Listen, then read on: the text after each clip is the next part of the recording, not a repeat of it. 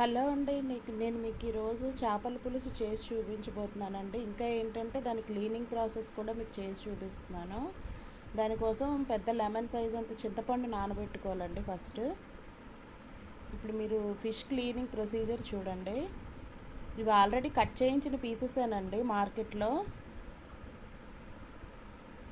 వీటి హెడ్ పార్ట్లో కొంచెం వేస్టేజ్ అనేది ఉంటుందండి. అది తీయకపోతే మనకి ఏంటంటే కర్రీ అనేది చాలా చేదుగా వచ్చేస్తుందండి. సో మనకు అది ఏదైతే వేస్ట్ ఉందో దాన్ని మనం తీసేయాలండి. నేనైతే ఐస్ అవి తీసేస్తున్నానండి. ఐస్ ఏంటంటే ఎవరు తినరండి అవి, అందుకోసమనే నాకు ఎందుకు అది ఉంచబుద్ధి కాదు. అది చెక్ చేసుకోవాలండి, వాళ్ళు పర్ఫెక్ట్గా క్లీన్ చేశారో లేదో చూసుకోవాలండి. నేనైతే నైఫ్ సహాయంతో అది తీసేస్తున్నాను.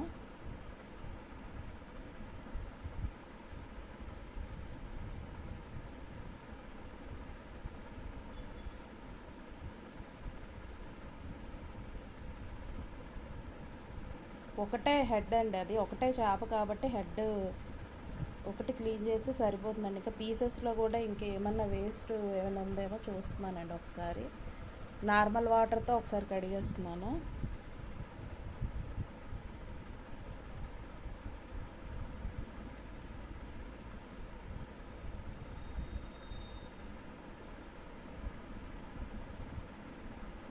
తర్వాత పసుపు ఇంకా క్రిస్టల్ సాల్ట్ వేసి ఒకసారి క్లీన్ చేయాలండి. మళ్ళీ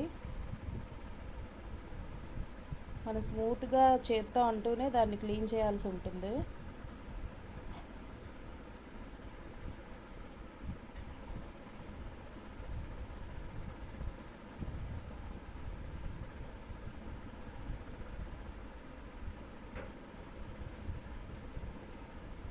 మంచిగా క్లీన్ చేయాలండి.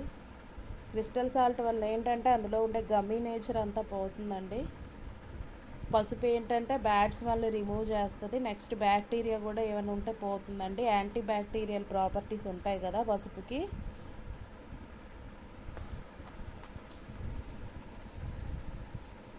ఆ తర్వాత మళ్ళీ ఒకసారి ట్యాప్ కింద పెట్టి క్లీన్ చేయాలండి. షింక్లోనే క్లీన్ చేసే వచ్చండి, ప్రాబ్లం ఏం లేదు. దానికి ఒక ఓపెన్ ప్లేస్ ఉండాలి అలా ఏం లేదండి.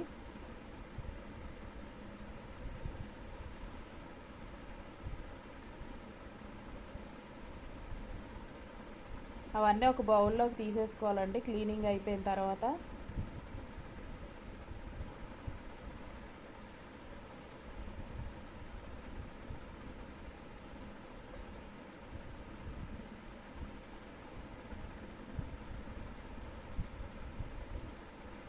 మళ్ళీ ఒకసారి ఫైనల్గా వాష్ చేసేయాలండి.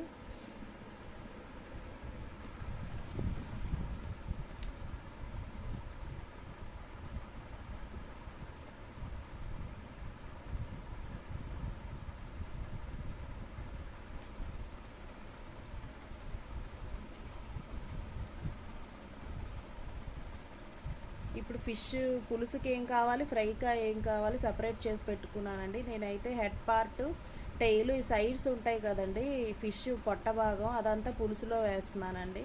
దానికోసం ఉల్లిపాయలు, పచ్చిమిర్చి, టొమాటోసు, ఒక 1 ఆనియన్ అండి పెద్దది, ఒక 3 టొమాటోసు, పచ్చిమిర్చి ఒక 6 or 7 అండి. అవి కొంచెం మగ్గిన తర్వాత కొంచెం కారం, అలాగే ఉప్పు వేసుకోవాలండి. వేసుకొని మంచిగా మిక్స్ చేసేయాలండి.